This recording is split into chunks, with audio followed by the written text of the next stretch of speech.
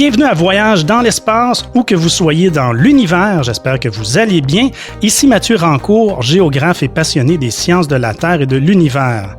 Il est journaliste scientifique, il suit l'exploration spatiale depuis 50 ans. Écrivain, il a rédigé de nombreux ouvrages en astronautique.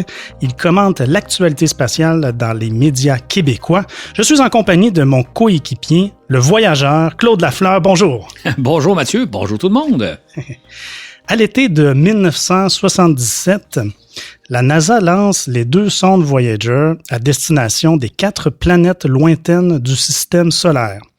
Il s'agit d'une expédition jamais tentée auparavant qui s'étendra sur des décennies, couvrira des milliards de kilomètres et explorera des dizaines de nouveaux mondes. Au moment où vous nous écoutez, les voyageurs poursuivent toujours leur exploration des confins du système solaire. Claude, pour toi, cette mission, c'est probablement, voire certainement, la mission la plus formidable d'exploration de l'espace de tous les temps, rien de moins. Absolument, absolument, parce que si on y pense, c'est une mission qui a commencé il y a 40 ans. Ce sont des sondes qui ont parcouru des milliards de kilomètres et qui ont en même temps exploré des dizaines de nouveaux mondes. Il n'y a rien de comparable qui a jamais été tenté à ce jour. C'est vraiment quelque chose d'unique non seulement dans les annales de l'exploration spatiale, mais je dirais même dans les annales de l'exploration tout simplement de la Terre ou tout ce qu'on a fait depuis le début de l'humanité. Et pourtant, vous serez peut-être surpris d'apprendre que cette grande aventure a bien failli ne jamais voir le jour, tout simplement parce que des administrateurs soucieux des dépenses publiques ont cherché à économiser quelques centaines de millions de dollars en supprimant tout bonnement le projet. Aujourd'hui, l'émission a pour titre « La grande expédition des Voyagers ». Je serai votre animateur et je dois vous dire que ça fait longtemps que j'en parle à Claude. À quand un épisode sur le programme Voyager? Eh bien, c'est maintenant que ça se passe. On vous présente la première partie de l'épisode « La grande expédition des Voyagers », le grand tour. Bienvenue à bord, on vous souhaite un agréable voyage.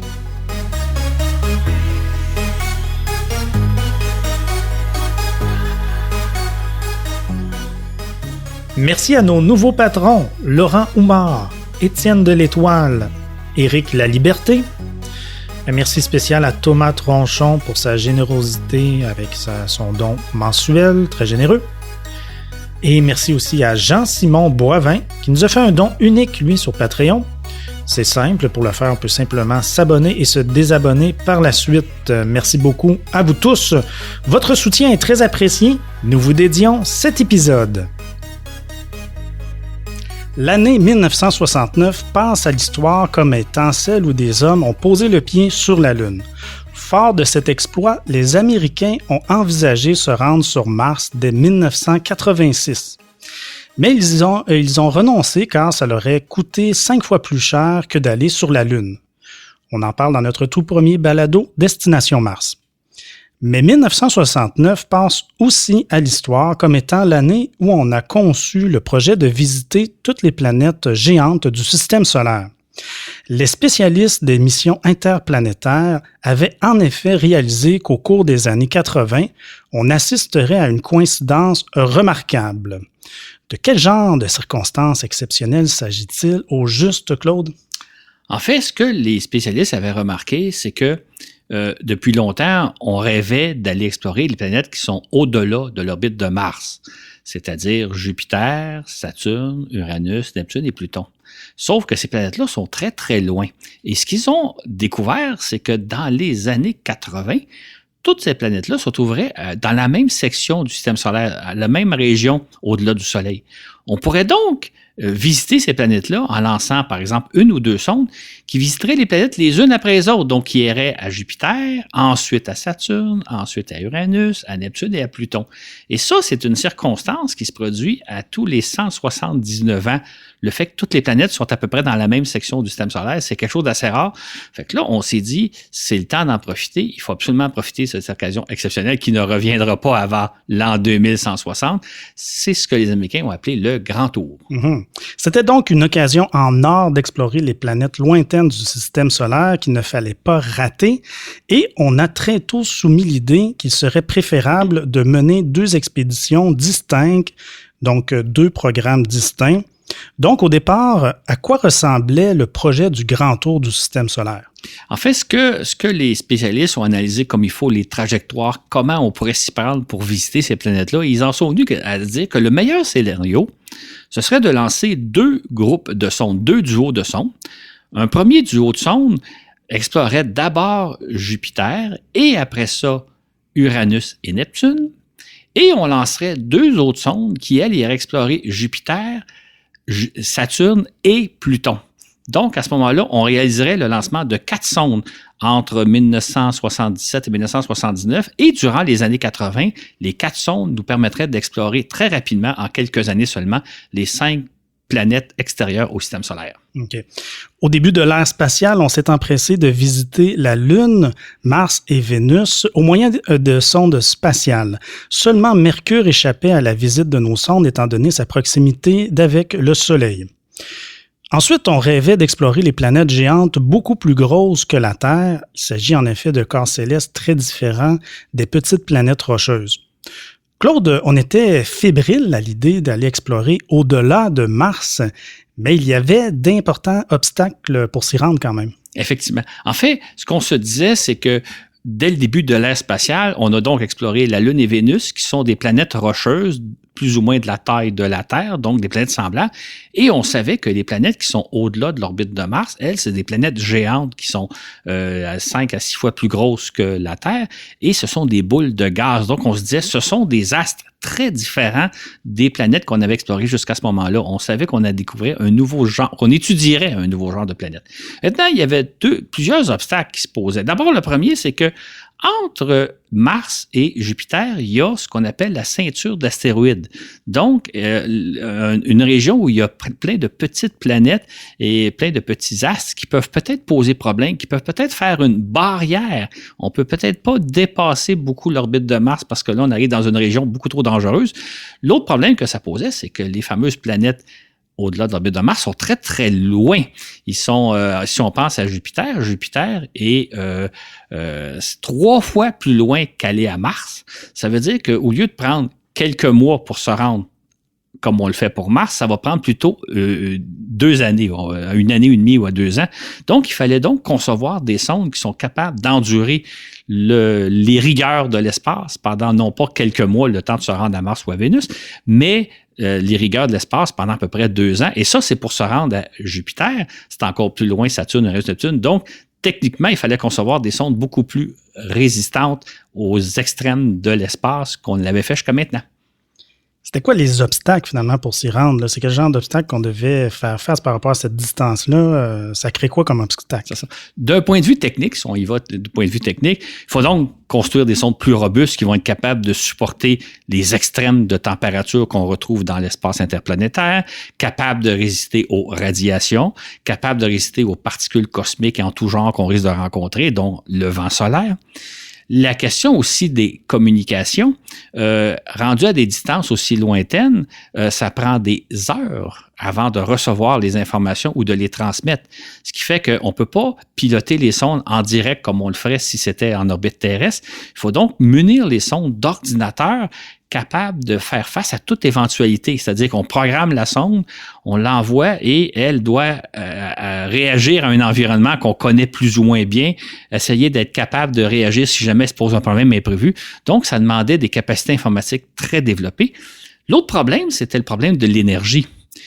Quand on envoie une sonde vers la Lune ou vers Mars ou vers Vénus, on peut se servir de l'énergie du Soleil. On dote la sonde de panneaux solaires là, qui sont munis de cellules photosensibles qui transforment l'énergie solaire en électricité.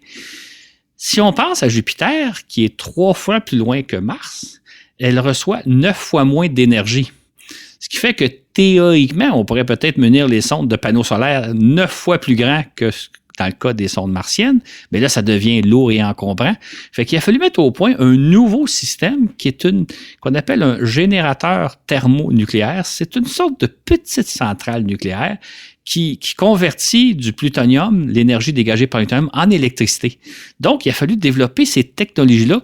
j'ouvrirai une parenthèse en disant qu'aujourd'hui, on les maîtrise, ces technologies-là, à la fois les communications sur des longues distances, la génération d'énergie, des ordinateurs capables de faire face à tous les imprévus. Mais en 1969-70, quand on pense à faire le grand tour, on n'a pas ces technologies-là. Il faut les développer, il faut les mettre au point pour finalement parvenir à explorer des planètes lointaines. Que s'est-il donc passé entre l'orbite de Mars et de Jupiter? C'est une question qu'on se pose depuis qu'on a découvert dans les années 1800 une zone peuplée d'une énorme quantité de petits astres. Peux-tu nous parler davantage de cette zone bien spéciale entre Mars et Jupiter?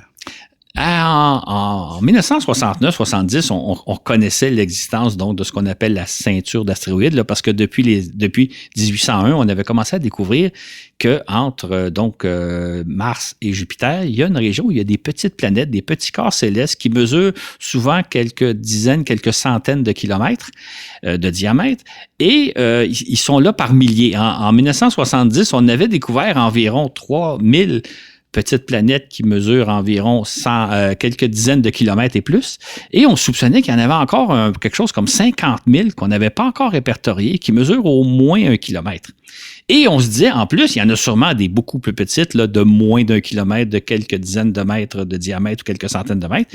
Et donc, c'est une ceinture qui est donc entre Mars et Jupiter, un peu comme les anneaux de Saturne, là, tu sais, on a tous l'image, je pense, quand on parle d'anneaux, sauf que c'est une zone très diffuse. On ne pourrait pas la voir même si on était à l'extérieur du système solaire, mais elle est présente. Et là, ce que les ingénieurs s'inquiétaient beaucoup, c'est de dire, est-ce qu'on peut envoyer une sonde qui va devoir traverser la ceinture d'astéroïdes pour parvenir jusqu'à Jupiter?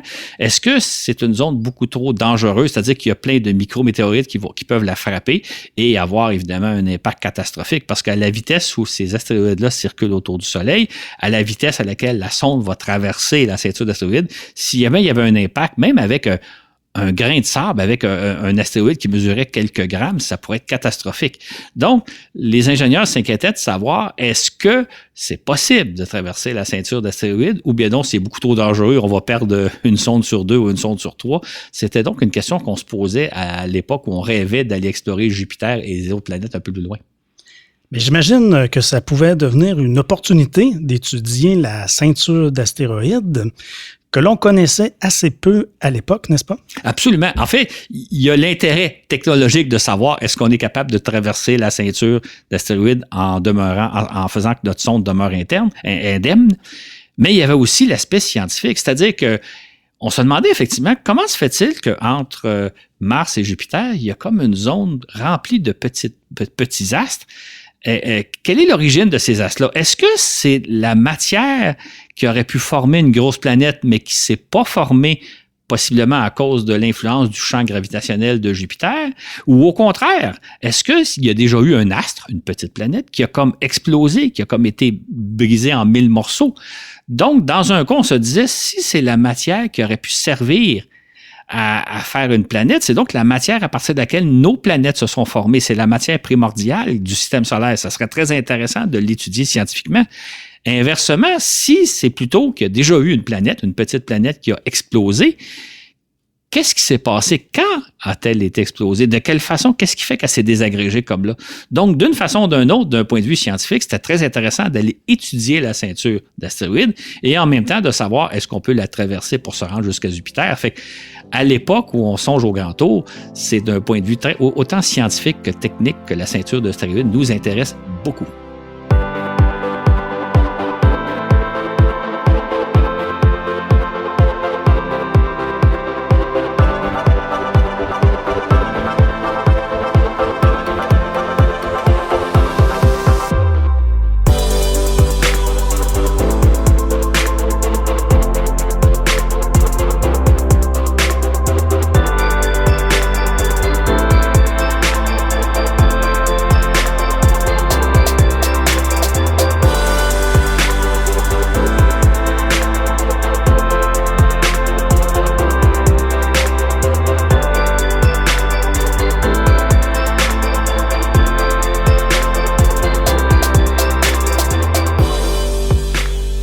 En 1969, on rêvait d'explorer les géantes du système solaire en profitant d'une occasion qui ne survient qu'à tous les 179 ans.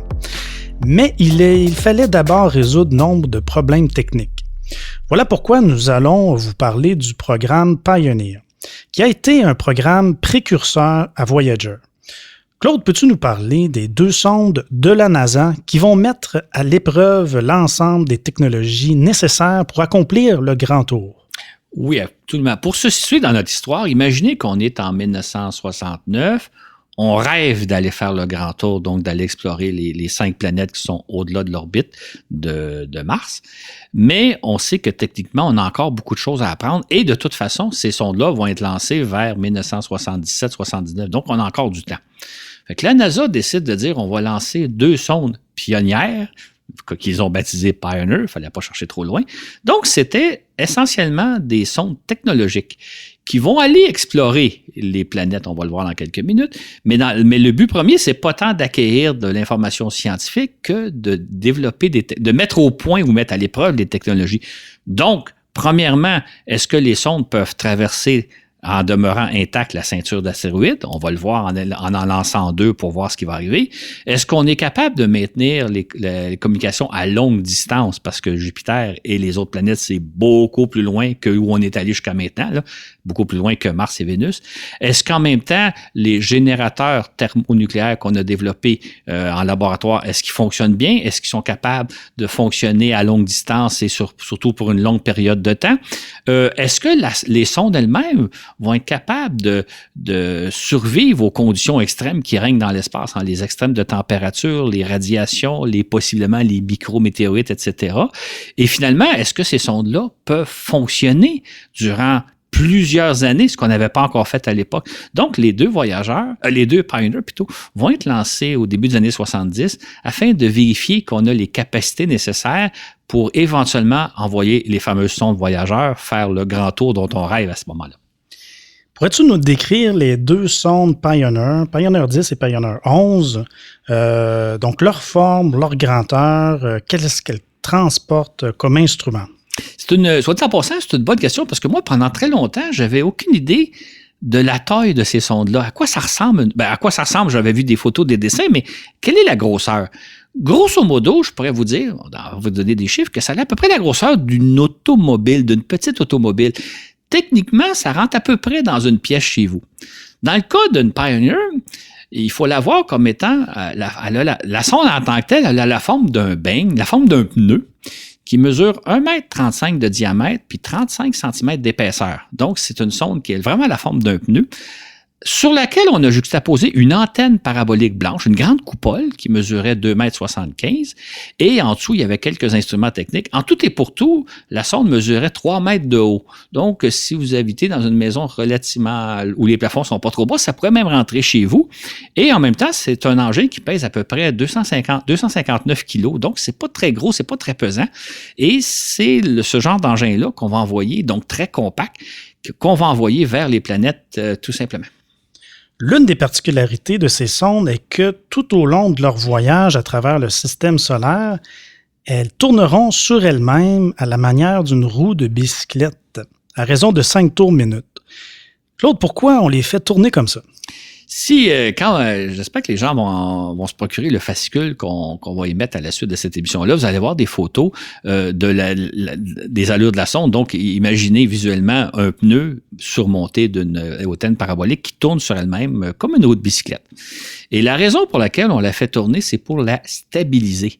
Parce que si on ne la faisait pas tourner, puis si on n'avait pas d'autres moyens techniques, la sonde s'en irait dans n'importe quelle... elle culbuterait dans n'importe quelle direction et on ne pourrait pas la contrôler. En la faisant tourner sur elle-même, un peu comme une toupie, ou exactement dans le fond, c'est un peu comme une roue de bicyclette, si vous êtes à l'arrêt, une bicyclette, vous essayez de vous tenir debout, c'est très difficile. Si la bicyclette roule, il y a une stabilité qui s'installe et là, on peut rouler facilement. C'est le même principe, ou le principe de la toupie. Donc, en faisant tourner la sonde sur elle-même à raison de 5 tours minute, on la stabilise. Évidemment, on oriente l'antenne vers la Terre pour être en communication. Et quand on fait ça, l'antenne est orientée vers la Terre. Les équipements techniques qui sont à bord du pneu, eux, sont vis-à-vis de la planète, sont vers l'avant de la sonde, là où on veut explorer. Donc, de cette façon-là, on peut explorer le système solaire en stabilisant la sonde tout simplement en la faisant tourner telle une toupie. Et ça doit compliquer la prise de photos au niveau de la photographie prise par les sondes. Ça a été le gros inconvénient de cette façon-là de se stabiliser. C'est-à-dire, il faut savoir que la sonde était munie de bras qui étaient porteurs d'équipements scientifiques, d'appareils scientifiques pour mesurer les radiations, pour mesurer les températures, pour mesurer la présence de micrométéorites, etc. Et ça, c'était parfait. Le fait que la sonde tourne sur elle-même, ça permettait de balayer l'espace et de voir est-ce qu'il y a des radiations, dans quelle direction, mesurer le vent solaire, etc. Par contre, évidemment, le fait que la sonde tourne sur elle-même, ça rend beaucoup plus difficile la prise de photos. C'est un peu comme si vous bougez avec votre appareil photo. Normalement, quand on prend une photo, on bouge pas. Donc, la sonde a été munie de caméras, mais de caméras pas très, très bonnes. C'était simplement pour prendre presque des mesures photographiques plutôt que des bonnes photos. Pour nous, du grand public, puis moi, je me souviens, j'étais adolescent à l'époque, puis je me souviens que j'avais été très déçu des photos que vont nous transmettre des Pioneer. C'était pas le but de la mission. Les bonnes caméras, ils vont être placées à bord des voyageurs. Pour l'instant, on veut juste voir si techniquement, c'est possible de se rendre auprès des planètes lointaines. Alors, quand est-ce Pioneer 10 est-elle prévue s'envoler? Les deux sondes vont s'envoler respectivement en mars 1972 et en avril 1973, donc à une année d'intervalle, Pioneer 10 en mars, Pioneer 11 en avril. Et normalement, ça prend à peu près un an et demi pour se rendre jusqu'à Jupiter, donc ils vont arriver à destination en décembre 73 et en décembre 74, après un vol qui aura duré un an et demi. Entre-temps, ils auront traversé la ceinture d'astéroïdes. Donc, c'est un long voyage que s'embarque parce que jamais on avait fait quelque chose de semblable à l'époque, là. Et si je comprends bien, les Pioneer seront les premières sondes à s'aventurer dans la ceinture d'astéroïdes, c'est ça? Exactement. C'était l'un des grands buts de la mission de savoir est-ce qu'on peut traverser cette ceinture-là tout en demeurant indemne. Aujourd'hui, on le sait, hein, on a envoyé plusieurs sondes, il n'y a jamais eu d'accident, mais à l'époque, on se demandait c'est quoi la densité des astéroïdes? Est-ce qu'il y a des particules? Donc, particulièrement quand le premier Pioneer 10 s'est aventuré dans la sonde, dans la ceinture d'astéroïdes à l'été ou à l'automne 1973, c'était un grand suspense parce que ça se peut qu'on perde la sonde à tout moment. On ne sait pas si elle va traverser indemne la ceinture. C'était en soi une opération qui avait un certain stress, un certain suspense à savoir, va-t-elle réussir à traverser la ceinture d'astéroïdes? J'imagine. À présent, est-ce que tu pourrais nous parler de celle que tu appelles la reine des planètes, Jupiter? Effectivement, un jour, on fera sûrement un balado sur Jupiter, mais on va se nommer un mot parce que c'est une planète très, très, très intéressante. D'abord, elle est très différente de la Terre. Hein. La Terre, on sait que c'est une planète rocheuse qui mesure 12 000 km de diamètre. Jupiter, c'est une boule de gaz. C'est essentiellement un astre de gaz qui mesure 143 000 km de diamètre. Ça veut dire qu'on pourrait mettre 11 fois la Terre en termes de diamètre dans Jupiter. C'est une immense boule de gaz. On pourrait mettre 1300 fois la Terre à l'intérieur.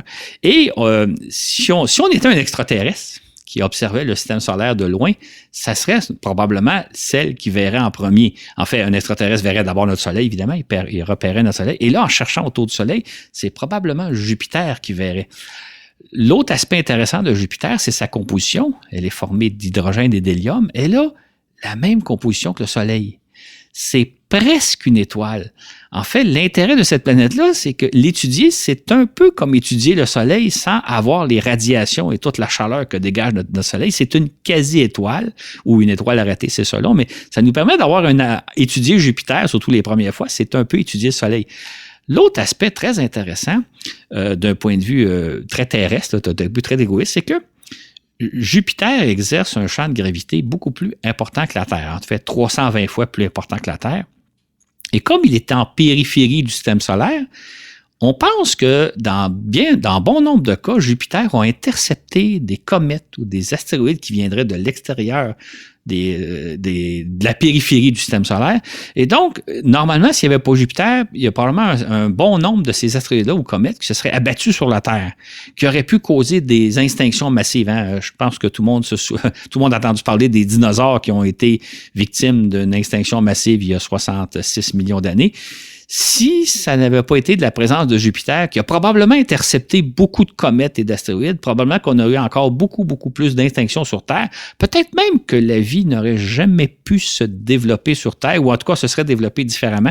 Ce qui fait qu'on a l'impression que c'est un peu grâce à Jupiter si on existe, nous, aujourd'hui, parce que le monde aurait été très différent si cette planète-là n'avait pas existé. Tout ça pour dire que lorsqu'au début des années 70, on envisage d'envoyer des premières sondes vers Jupiter, on sait qu'on s'en va étudier un astre très intéressant, un astre, j'ose dire, unique dans le système solaire et qui a peut-être des découvertes intéressantes qu'on va faire aux abords de Jupiter. Et pour finir à propos de Jupiter, étant donné que c'est une géante gazeuse, toutes les parties ne tournent pas à la même vitesse sur Jupiter. Exactement. Ça, c'est une caractéristique qui est un peu surprenante quand on y pense. On sait évidemment que sur Terre, la Terre fait un tour sur elle-même en 24 heures.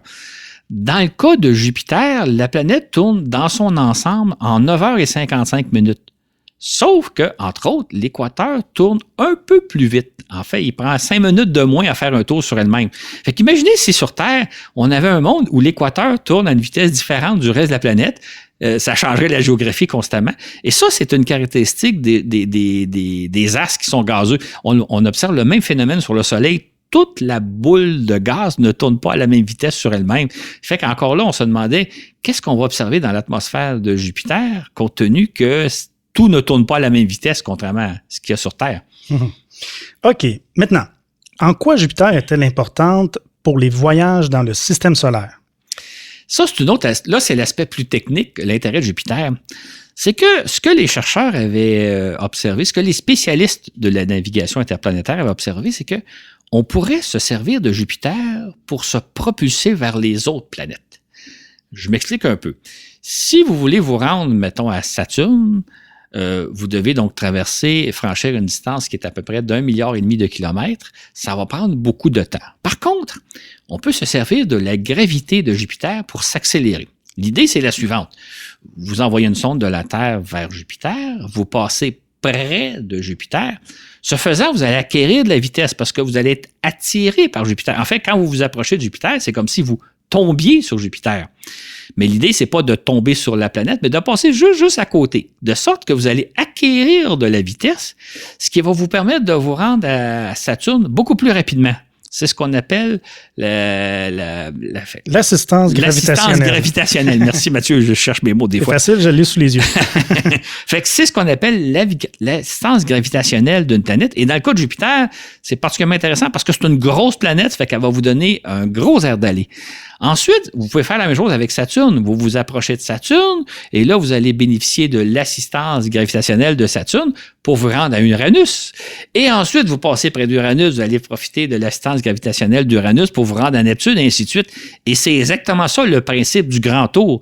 C'est que vous allez pouvoir très rapidement, en une quinzaine d'années, accéder aux 5 planètes qui sont à l'extérieur de l'orbite de Mars grâce à l'assistance gravitationnelle des unes et des autres. Maintenant, il faut évidemment, quand vous bénéficiez de l'assistance gravitationnelle d'une planète, que quand vous allez arriver à l'orbite de l'autre planète soit aussi au rendez-vous. Et c'est pour ça que c'est une circonstance assez exceptionnelle qui arrive à peu près à tous les 179 ans, c'est-à-dire que vous pouvez passer d'une planète à l'autre, alors qu'en temps normal, vous ne pourrez pas nécessairement passer d'une planète à l'autre. C'est ça l'idée du grand tour, c'est de bénéficier de la gravité de chacune des planètes pour l'explorer jusqu'à Pluton. Cela dit, il y avait un risque important que craignaient les ingénieurs de la NASA à propos de Jupiter. C'était son champ de radiation qu'on comprenait mal à l'époque. Absolument. En fait, on sait que la Terre possède un champ de radiation, les ceintures de Van Allen qu'on avait découvert au début de l'ère spatiale, et on savait que Jupiter avait aussi un champ de radiation beaucoup plus intense. Des dizaines de fois, peut-être même une centaine de fois plus intense que celui de la Terre. On ne le savait pas à l'époque, au début des années 70, lorsqu'on a lancé les Pioneer. Donc, on se disait, il y a un champ de radiation qui est assez intense, et une des conséquences, c'est que les radiations peuvent détruire les circuits électroniques de la sonde. Ils vont littéralement les griller, un peu comme si vous les mettiez dans une centrale nucléaire. Fait que l'idée, c'était de dire, est-ce qu'on peut s'approcher suffisamment proche de Jupiter pour bénéficier de son effet gravitationnel sans pour autant être grillé par son champ de radiation? Est-ce qu'il faut au contraire se tenir à grande distance, mais à ce moment-là, on perd l'avantage? Ou est-ce qu'on peut réussir à passer même très, très proche de la planète, bénéficier du maximum de son assistance gravitationnelle, tout en faisant en sorte que la sonde ne soit pas grillée, que ses circuits électriques ne soient pas détruits par les intenses radiations? C'était donc un des objectifs des missions Pioneer 10 et 11. Au début des années 1970, c'est dans des circonstances difficiles que doit gouverner le président Nixon en fonction depuis janvier 1969. Au début de chaque année, tout président doit présenter au Congrès son plan de dépenses budgétaires pour l'année à venir. Le 29 janvier 1971, Richard Nixon soumet donc un plan de dépenses. Claude, à quel point la NASA est affectée par ce contexte économique difficile? Ce qu'il faut peut-être dire, peut-être rappeler brièvement, parce qu'aujourd'hui, on l'a un peu oublié, mais à l'époque, là, si on recule il y a 50 ans, en 1970, les États-Unis traversent une période très, très difficile. Ils sont d'abord dans une crise économique très importante. Il y a un taux de chômage élevé. Il y a beaucoup de tensions aux États-Unis parce qu'entre autres, il y a la guerre du Vietnam. Hein. Et la guerre du Vietnam, ça fait en sorte que les jeunes se disent on risque d'être enrôlés dans l'armée de force pour aller combattre au Vietnam. On risque de périr au Vietnam alors qu'on n'a pas demandé pour faire la guerre. Et la guerre au Vietnam, elle est ruineuse pour les États-Unis. Elle leur coûte extrêmement cher. En fait, les Américains vont dépenser quelque chose comme 5 fois plus d'argent pour faire la guerre au Vietnam qu'ils en ont dépensé pour aller sur la Lune. Donc, les États-Unis sont dans une situation très, très difficile. Et là, l'administration Nixon, qui est donc en poste depuis janvier 69, elle doit procéder à des ajustements budgétaires, à des coupures budgétaires, à des choix très difficiles. Malheureusement, ils ont fait le choix de continuer de poursuivre la guerre au Vietnam et au détriment de la NASA, où là, les budgets de la NASA ont été gelés, pour ne pas dire coupés. Donc, la NASA a eu comme choix de se retrouver avec non pas les moyens financiers nécessaires pour faire le grand tour, parce qu'ils se sont fait couper leur budget.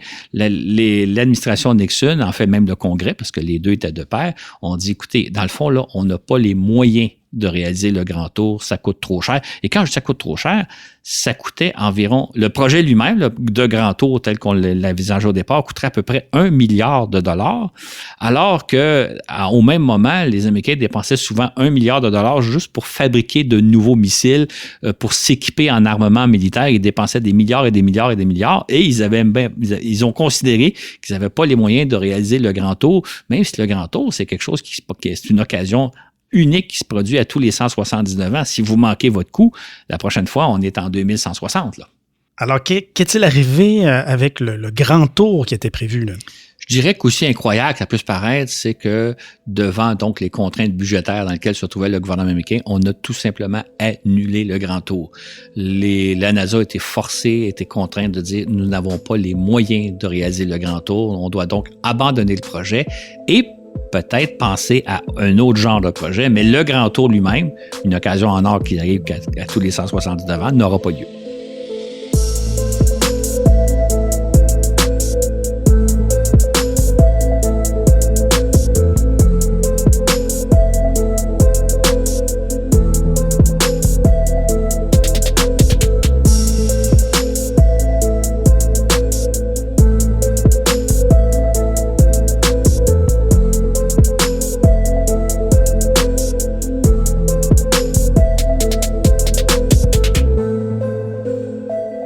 En fait, ce qu'il faut dire, hein, c'est que, dans le fond, en 1971, début 72, la NASA était contrainte d'abandonner le projet Grand Tour, mais les gens se disaient, ça n'a pas d'allure, c'est une occasion qui arrive à tous les 179 ans, on ne peut pas passer à côté. Fait qu'ils ont reformulé le projet pour le rendre pour qu'il coûte beaucoup moins cher. En fait, le projet Voyageur, à l'origine, coûtait environ 300 millions de dollars, le tiers de ce qu'aurait coûté le Grand Tour.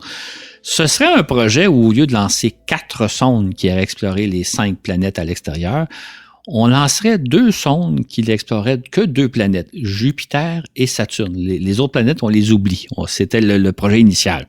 Donc là, on s'est dit, on va faire un projet moins ambitieux, moins coûteux.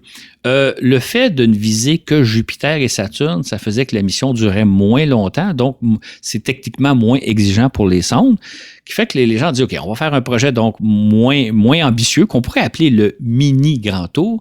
Et là, à ce moment-là, sur ces bases-là, ils ont dit, OK, on va solliciter à ce moment-là la communauté scientifique en disant, compte tenu des ressources qu'on a, qu'est-ce qu'on peut faire comme expérience?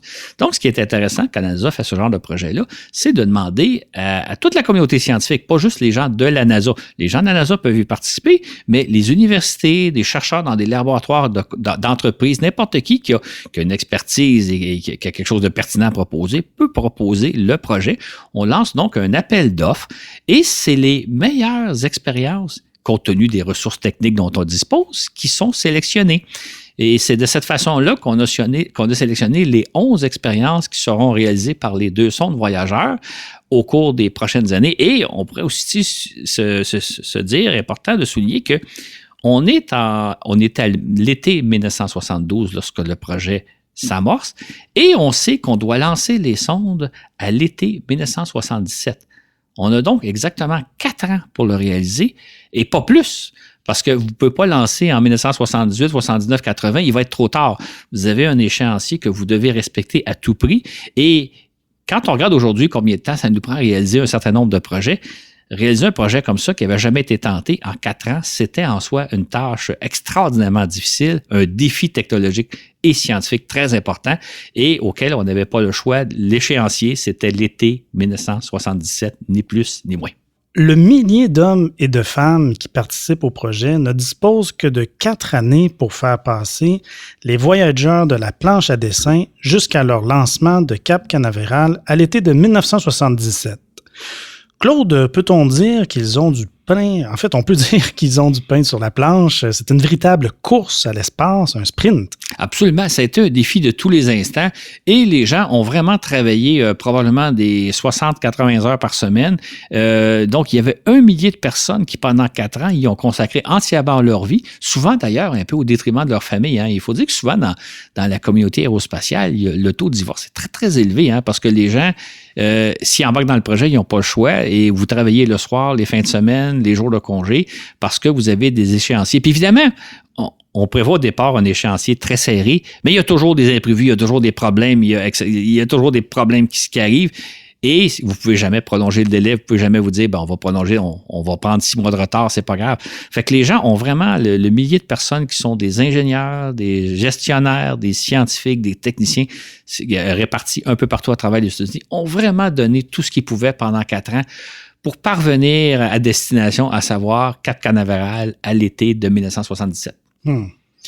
Ça donne une idée de l'ampleur de ce projet. Et je dirais que dans tous les autres projets qui sont organisés par la suite, c'est toujours comme ça. Là. C'est une course folle et souvent au détriment de la famille. Ces gens-là travaillent très, très fort et évidemment, parfois, ça ne fonctionne pas. Donc, c'est un prix humain énorme qu'ils ont à payer. On parle souvent en termes de milliards hein, quand on dit des projets spatiaux, mais on ne se rend pas compte du prix humain que ces gens-là ont à payer. Effectivement. Maintenant, on a une idée de l'aspect d'une sonde de type Pioneer. Maintenant, est-ce que tu pourrais nous décrire là, à quoi ressemblent les sondes Voyager? C'est ça. Peut-être que les gens, parce que les sondes Voyager étant très célèbres, ils ont déjà une image dans leur tête, là, c'est grosso modo une Pioneer un peu plus gros. C'est-à-dire qu'au lieu d'être un pneu qui mesure 1,35 m de diamètre, une Voyager mesurait 3 mètres de diamètre. La coupole, au lieu d'être 2,75 m, était de 3,75 m. La sonde, au lieu de peser 259 kg, elle en pesait 815. Donc, c'est un gros Pioneer amélioré, version améliorée. Mais encore là, au-delà des chiffres, imaginez-vous que c'est à peu près la taille d'une voiture. Hein? C'est dans ces ordres-là. Là. Fait que vous pourriez être à côté d'une Pioneer ou d'un Voyageur et vous sentir très à l'aise parce que c'est pas quelque chose de gigantesque. Là. C'est un objet qui a à peu près la dimension d'une automobile.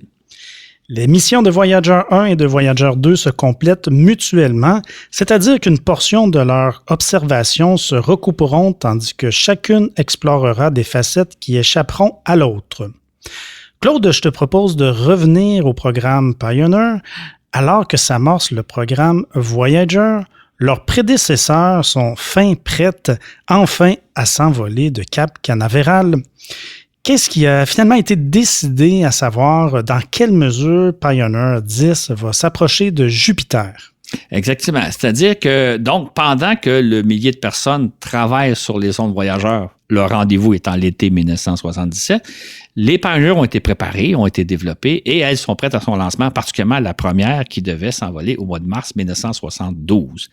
Donc, là, l'idée, c'était de savoir, est-ce que cette sonde-là peut, traverser la ceinture d'astéroïdes? Et si oui, à quelle distance on la fait passer de Jupiter?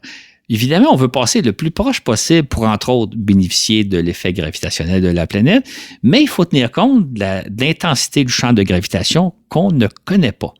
Fait que les ingénieurs ont décidé de dire, on va jouer un peu le tout pour le tout, au risque de perdre la sonde. Maintenant, on savait qu'un an plus tard, on envoyait Pioneer 11 en 1973. Fait qu'on s'est dit, si jamais on passe trop près puis que la sonde est détruite, on a l'autre, on ajustera la trajectoire en conséquence, mais on va jouer le tout pour le tout au risque de perdre Pioneer 10. Mais ce sont comme c'était des sondes technologiques, des bancs d'essai, c'est pas grave si on la perd, mais on espère en même temps qu'ils vont réussir leur mission parce qu'on veut ensuite qu'ils poursuivent leur trajectoire jusqu'à Saturne. Mais le but premier, c'est de voir est-ce qu'on peut traverser la ceinture d'astéroïdes et est-ce qu'on peut passer près de Jupiter tout en demeurant sain et sauf. Et comment se passe le lancement de Pioneer 10? C'est un aspect intéressant, ça. C'est que tout lancement de fusée est risqué. Il y a toujours la possibilité de perdre un satellite ou une sonde lors de son lancement. D'ailleurs, 10 mois avant le lancement de Pioneer 10, en mai 1971, les Américains ont lancé 2 sondes vers la planète Mars qui devaient se placer en orbite autour de Mars, ce qui ne s'était jamais fait à ce moment-là, pour ausculter la planète durant 1 an. Malheureusement, la première sonde, Mariner 8, a été perdue lors du lancement. Donc, tout le travail que des ingénieurs avaient fait pour se rendre sur Mars a été perdu à ce moment-là. Heureusement que 3 semaines plus tard, la sonde Mariner 9 a été lancée avec succès. Donc, elle a réussi sa mission vers Mars. Mais ce qui fait que 10 mois plus tard, quand vient le temps de lancer Pioneer 10, tout le monde a à l'esprit, tout le monde a en mémoire la perte de la sonde Mariner 8. Donc, il y avait un grand suspense de savoir est-ce que la sonde va pouvoir s'envoler tel que prévu? Est-ce que le travail, les années qu'on a mis à se préparer va porter fruit ou on va tout simplement le perdre lors du lancement?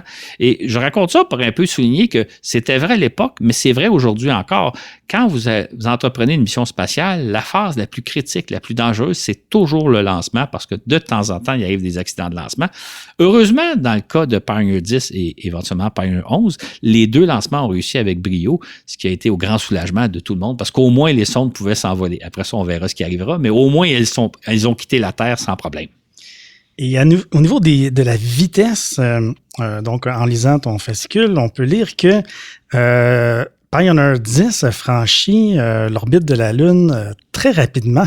Absolument. En fait, comme il s'agissait de se rendre à Jupiter, il fallait donner une vitesse, un air d'aller comme on n'avait jamais donné à aucune sonde. Okay. C'est-à-dire que les 2 sondes Pioneer ont été propulsées à la vitesse de 50 000 km/h, ce qu'on n'avait jamais fait avec aucun engin spatial.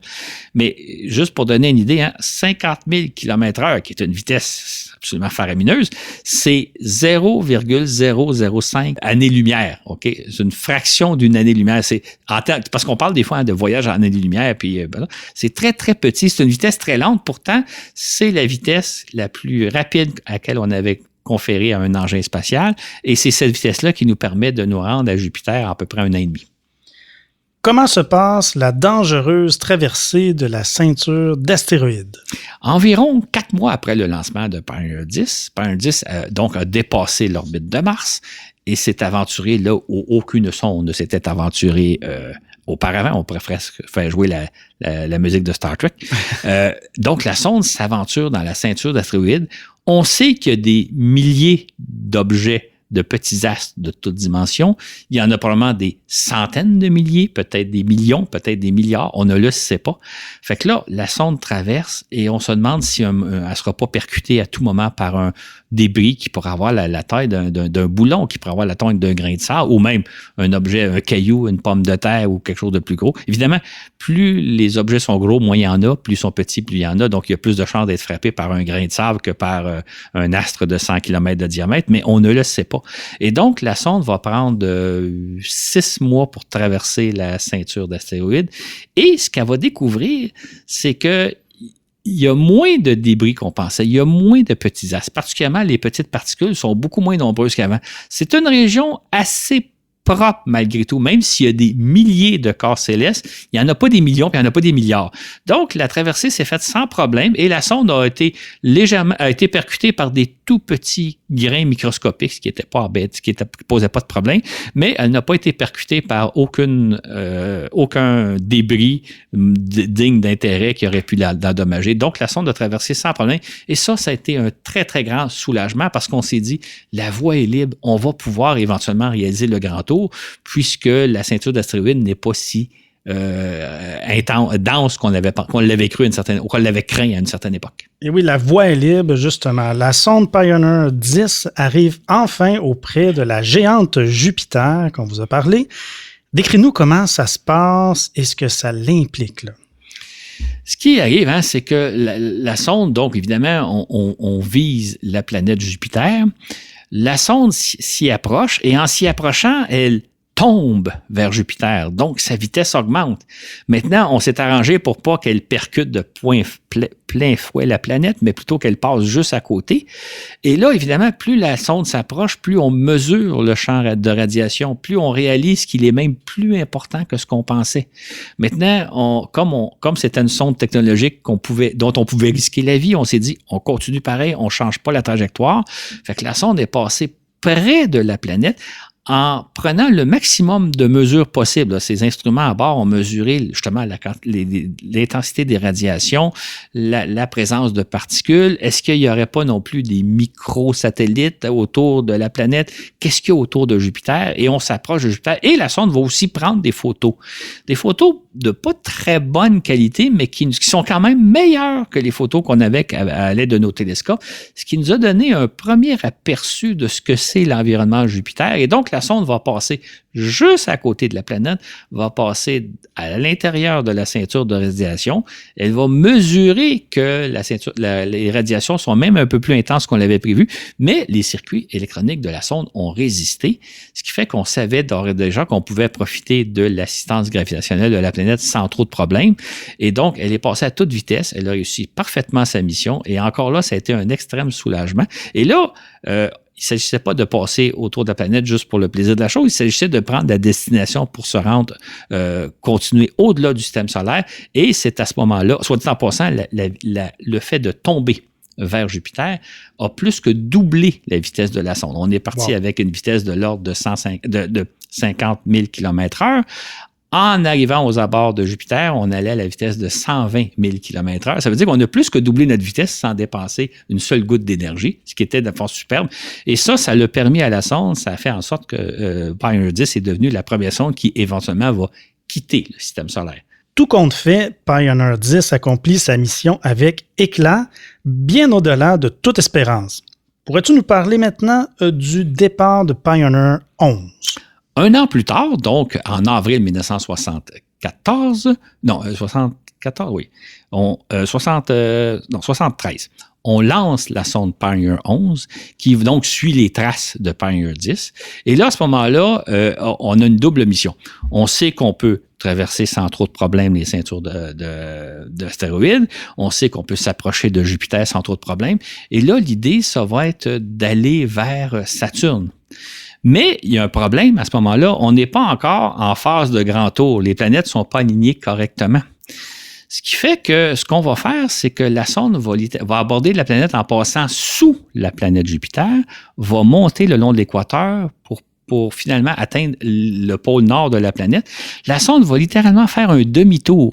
Elle vient de la Terre, elle passe près de Jupiter et là, elle contourne la planète et revient vers la Terre, en quelque sorte, revient en direction du Soleil en passant par-dessus le système solaire. Okay. Et ça, là, à ce moment-là, elle explore une région qu'on n'a jamais explorée. On n'est jamais allé au-dessus du Soleil. On est toujours resté au niveau de l'équateur solaire, si je peux dire. Donc, la sonde va traverser le système solaire d'un bord à l'autre en passant par-dessus le pôle nord du Soleil. Donc, une trajectoire qu'il n'y a jamais aucune sonde qui a suivi parce qu'habituellement, une sonde poursuit sa trajectoire à peu près en ligne droite. Elle passe vers la planète et elle continue tout droit. C'est ce que Pioneer 10 avait fait. Dans le cas de Pioneer 11, elle a fait un demi-tour et elle est revenue vers l'intérieur du système solaire pour aller rejoindre Saturne qui se trouve de l'autre côté du Soleil. Ça va prendre 5 ans avant de traverser avant de parvenir jusqu'à Saturne. Et ce qui est intéressant, c'est que à ce moment-là, la sonde montrait qu'elle était capable de fonctionner dans l'environnement interplanétaire durant de très nombreuses années. Pioneer 10 avait fonctionné très bien pendant au moins 2 ans et ensuite elle continuait sa route. Pioneer 11 faisait la démonstration qu'elle était capable même de fonctionner pendant 7 ans, le temps de se rendre à Jupiter pour ensuite se rendre à Saturne. Donc, ça pavait la voie encore là aux missions voyageurs de montrer que nos sondes sont capables de résister aux conditions extrêmes de l'espace. Étant donné sa trajectoire inusitée, c'est le moins qu'on peut dire, Pioneer 11 abordera Saturne par le dessus. Durant sa longue traversée interplanétaire de 1975 à 1979, les responsables de la mission discutent intensément de la distance à laquelle ils l'enverront frôler la planète. Parmi plusieurs plongeons possibles, 2 trajectoires soulèvent les passions. Est-ce que tu peux nous en parler, Claude? Absolument. Imaginez un peu la scène. Là. Vous avez une sonde qui est donc à haute altitude au-dessus du Soleil et elle s'en vient vers vers Saturne plutôt. Et là, vous avez le choix de la faire passer à quelle distance? Il y a certains ingénieurs, certains scientifiques qui disaient on pourrait la faire passer entre la planète et les anneaux. Hein, on sait que Saturne est muni d'un bel éventail d'anneaux. Et entre la planète et l'anneau, il y a une zone de quelques milliers de kilomètres. Et il y a des ingénieurs qui disaient on devrait la faire passer entre la planète et les anneaux pour à la fois acquérir le maximum de vitesse et aller étudier ce qui se passait, la situation, la présence, par exemple, de particules. Qu'est-ce qu'il y a entre la planète et les anneaux? Par contre, d'autres ingénieurs se disaient c'est extrêmement risqué parce qu'on ne sait pas si entre la planète et les anneaux, il n'y a pas quand même des particules et à la vitesse où la sonde va passer, la moindre collision va être fatale. D'autres préconisaient d'aller donc, de jouer de la prudence et de dire on va passer un peu plus loin, on va passer au-delà des anneaux, dans une zone où on pense qu'il n'y a rien pour éviter que la sonde soit détruite par l'impact. Et là, il y avait tout un débat. Il y a des gens qui disaient écoutez, de toute façon, c'est une sonde technologique. Si on la perd, c'est pas grave, on aura appris en soi des choses. Fait qu'on peut bien risquer le tout pour le tout. De toute façon, elle aura accompli sa mission qui était de faire un grand vol interplanétaire qui a duré à peu près 7 ans pour s'assurer que tout s'est bien passé. Mais finalement, peut-être préciser que les 12 chercheurs principaux associés au projet ont fait un vote. Est-ce qu'on passe près de la trajectoire? Est-ce qu'on utilise la trajectoire très risquée où la sonde risque d'être détruite ou on joue de prudence? Et 11 des 12 ingénieurs, scientifiques plutôt, ont voté pour la mission la plus dangereuse, donc d'essayer de passer entre les anneaux et la planète. Sauf que le directeur des vols interplanétaires de la NASA, qui avait son dernier mot à dire, lui, il a dit non, on va jouer de prudence, on va passer à une distance raisonnable de la planète. Comme ça, on risque moins de perdre la sonde et on verra après ça ce qui va arriver.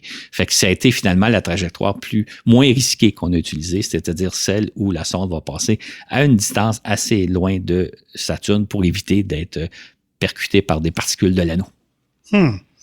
Encore une fois, j'imagine qu'il devait y avoir du stress dans l'air à la NASA. Alors, comment ça s'est passé, le survol de Saturne par la sonde Pioneer 11? En fait, donc, la sonde est arrivée par le pôle nord de Saturne, une trajectoire totalement inusitée, et c'est vraiment au moment où elle est passée au niveau des anneaux. Elle est à l'extérieur, elle est à une certaine distance des anneaux, mais on ne sait jamais entre le fait qu'on voit les anneaux, est-ce qu'au-delà des anneaux, il n'y a pas encore des particules microscopiques qu'on ne voit pas, mais qui sont là présentes. Donc, même si on était à bonne distance des anneaux, il y avait un risque qui fait que La sonde, donc, a descendu, a plongé vers la planète en restant à une distance raisonnable. Et là, ce qu'on se demandait, la sonde nous envoyait une quantité d'informations scientifiques là, sur mesure de température, mesure de champ gravitationnel, mesure de radiation, etc. Et là, elle envoyait des signaux et on s'est dit peut-être qu'au moment où on va passer au niveau des anneaux, on va perdre tout contact. Elle aura frappé une particule. Et non, elle est passée avec succès. Elle a continué de transmettre ces informations, ce qui nous a fait dire qu'OK, à cette distance-là, on est en sécurité, on peut explorer Saturne à une certaine distance sans risquer de perdre la sonde. Qu'est-ce que la sonde nous a permis d'apprendre sur Saturne? Et juste avant, il faut peut-être rajouter un détail intéressant. C'est que on craignait qu'au moment où la sonde passerait au niveau des anneaux, on pourrait perdre tout contact parce qu'elle serait frappée par une particule. C'est pas arrivé. Sauf que quelques minutes plus tard, elle est passée à quelques milliers de kilomètres d'un satellite de Saturne dont on ignorait l'existence et qui mesurait 200 kilomètres de diamètre. Il a failli y avoir une collision.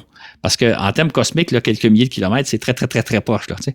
Fait qu'on a failli perdre tout contact avec la sonde peu après son passage près des anneaux. Et si c'était arrivé, on n'aurait jamais compris pourquoi, parce qu'on s'est dit, elle a traversé la zone des anneaux sans problème. Et je ne sais pas, 5 ou 10 minutes plus tard, on a perdu tout contact.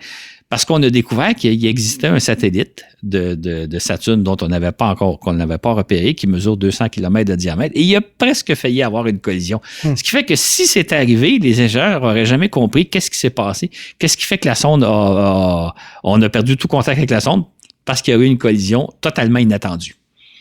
Maintenant, qu'est-ce qu'on a appris de la chose? On a appris beaucoup de choses. Évidemment, Saturne, c'est très loin. On a de la difficulté à l'observer comme il faut, ce qui fait que là, le Pioneer nous a offert un premier coup d'œil sur la planète. Ce qu'on a découvert, évidemment, c'est une planète qui ressemble un peu à Jupiter, une grosse boule de gaz, la même composition, un peu plus petite. Sauf que si l'atmosphère de Jupiter, elle, il y a beaucoup d'activités dans l'atmosphère de Jupiter. Il y a des tourbillons, il y a des différentes bandes colorées, il y a beaucoup d'actions. Dans le cas de Saturne, c'est une planète qui est jaunâtre. Il semble se passer pas grand-chose dans l'atmosphère. En fait, c'est une planète plutôt terne.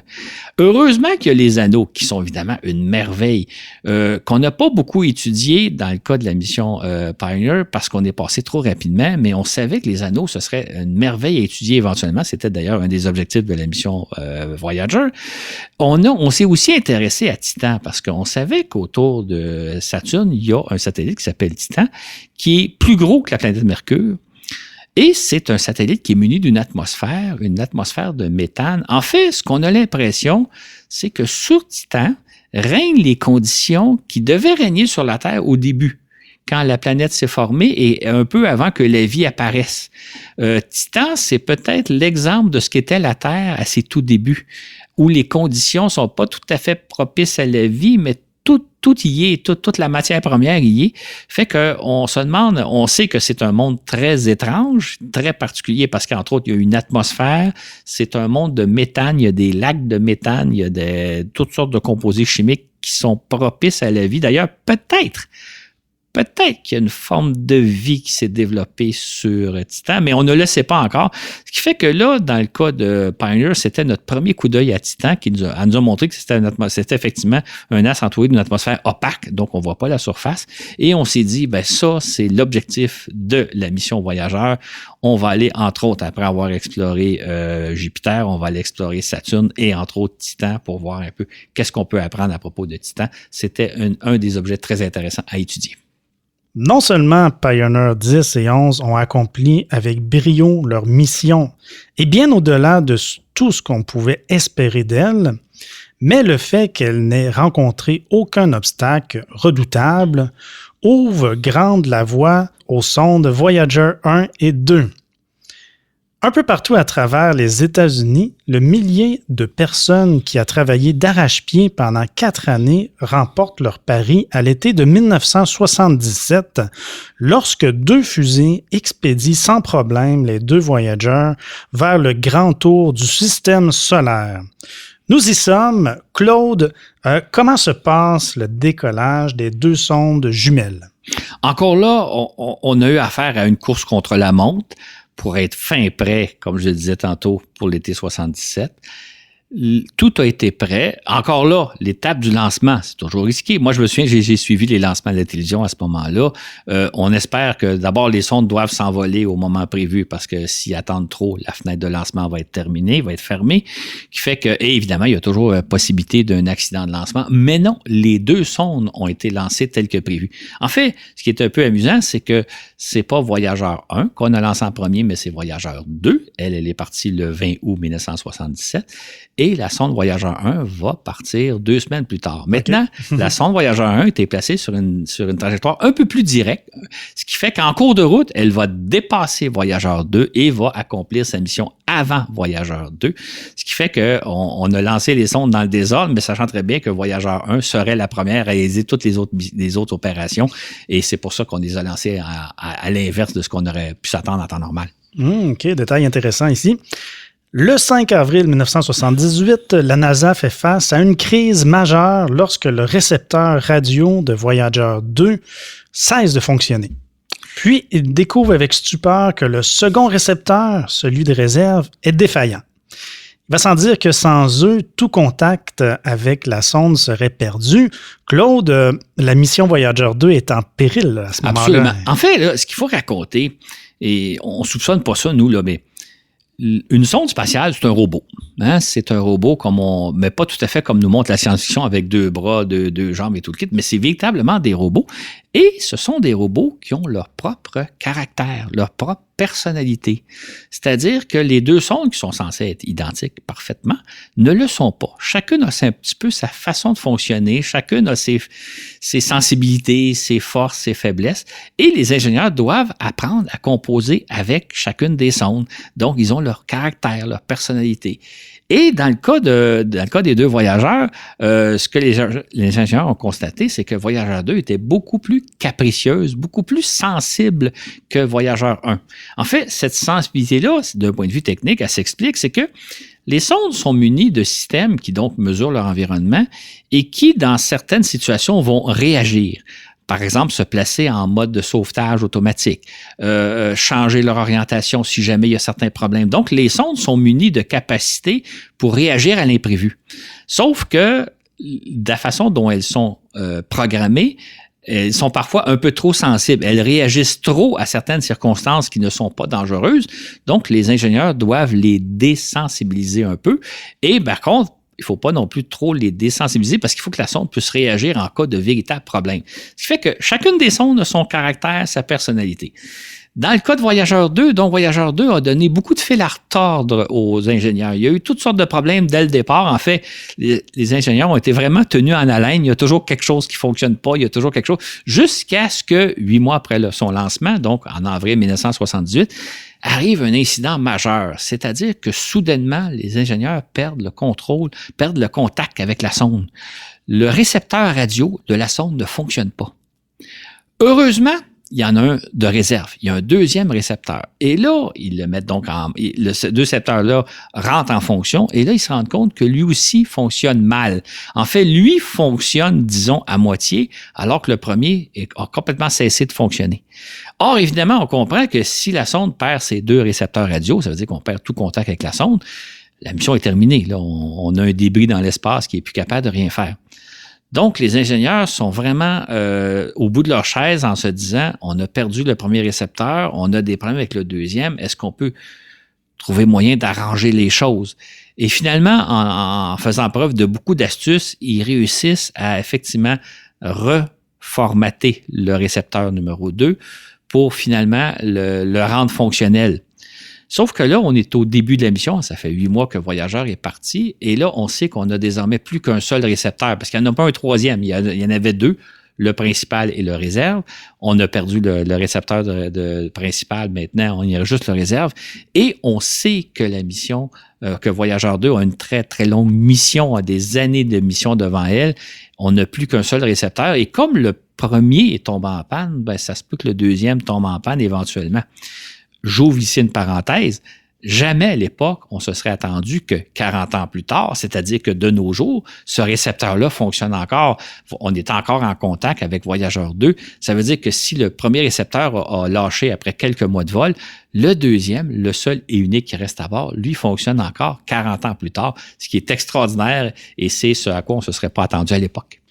C'est ainsi que la fabuleuse mission d'exploration des planètes lointaines du système solaire s'amorce, ce que nous vous raconterons dans la deuxième partie du balado, la grande expédition des Voyageurs.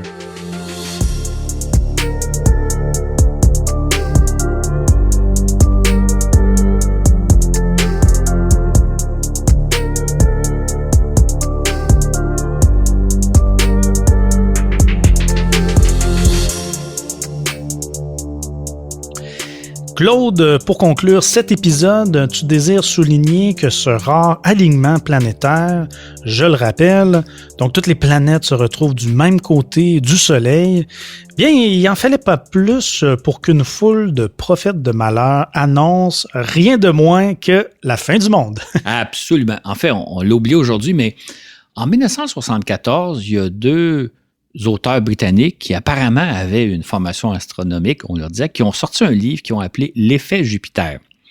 Et ce qu'eux ont inventé comme effet Jupiter, c'est de dire, écoutez, au mois de mars 1982, toutes les planètes du système solaire, les 9 planètes vont être du même côté du Soleil. Ils vont toutes être alignés du même côté du Soleil, ce qui va créer un déséquilibre. Le système solaire va être totalement déséquilibré et là, il va arriver de grandes catastrophes sur Terre. Et ce livre-là a fait sensation à l'époque. Et d'ailleurs, là, il y a plein de gens qui s'en sont emparés de l'effet de Jupiter plutôt, pour annoncer toutes sortes de catastrophes. Or, les astronomes, eux, ont dit non, écoutez, là, sont totalement dans le champ, là, ça n'arrivera pas pour plusieurs raisons. Première des choses qu'il faut savoir, c'est que le Soleil à lui tout seul, représente 99,85% de la masse de toute la matière du système solaire. Les planètes, elles représentent 1,35%. 0,135% de la masse du système solaire. Donc, c'est infime. OK? Il n'y aura pas de conséquences. Le Soleil, étant donné sa masse, n'est pas influencé par le fait que toutes les planètes sont du même côté ou peu importe. Par ailleurs, c'est pas la première fois que ce genre de phénomène-là se produit. En fait, ça arrive à tous les 179 ans, le fait que tous les planètes se retrouvent à peu près du même côté.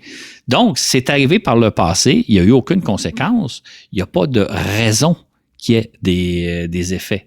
T'sais. Fait que les astronomes nous disaient, écoutez, là, il n'y arrivera rien, il n'y a rien à craindre, il n'y aura aucun effet des planètes qui sont toutes du même côté. D'autant plus, et là, il y avait un côté qui est un peu faux dans leur effet, c'est que on disait toutes les planètes sont sont alignées du même côté du Soleil, ça va créer un déséquilibre.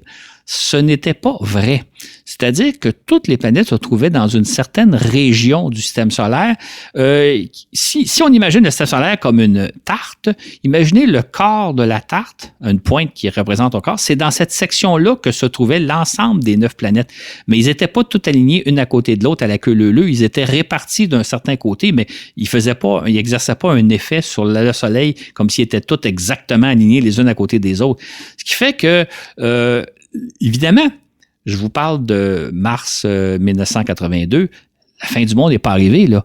Elle n'est pas plus arrivée qu'on avait fait un balado sur la peur de 1910, là, lors du passage de la comète de Halley, où certains avaient annoncé aussi la fin du monde à cause du passage de la comète de Halley.